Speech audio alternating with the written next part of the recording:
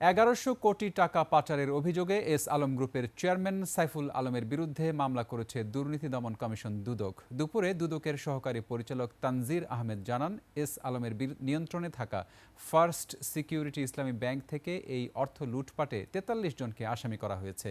বিস্তারিত সুমাইয়া খানের রিপোর্টে। শেকড় থেকে শিখরে।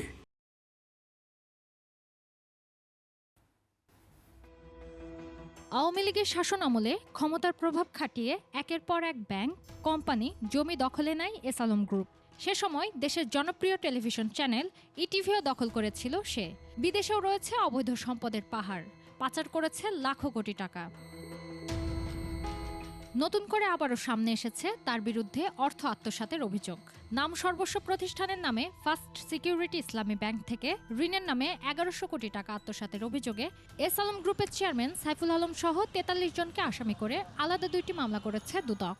Mohammad Saiful Alam, chairman S Alam group ও প্রাক্তন chairman first security Islami bank কর্তৃক ফার্স্ট সিকিউরিটি ইসলামী ব্যাংকের বিভিন্ন পর্যায়ের কর্মকর্তা এবং মেসার্স সাফরান ট্রেড ইন্টারন্যাশনাল নামক নাম সর্বস্ব বাস্তবে যার অস্তিত্ব নেই প্রতিষ্ঠানের স্বত্বাধিকারীর সাথে পরস্পর যোগ সাজসে জালিয়াতির মাধ্যমে টাকা আত্মসাৎ করা হয়েছে।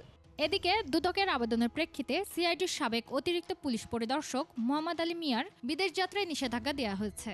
এছাড়াও বিডিআরের সাবেক ডিজি অবসরপ্রাপ্ত মেজর জেনারেল শাফিনুল ইসলাম ও তার স্ত্রীর ৮টি ব্যাংক অ্যাকাউন্ট ফ্রিজ এবং অবসরপ্রাপ্ত মেজর জেনারেল সিদ্দিকুর রহমান ও তার স্ত্রীর ১৩টি বিও অ্যাকাউন্টের শেয়ার ফ্রিজেরও আদেশ দিয়েছেন আদালত।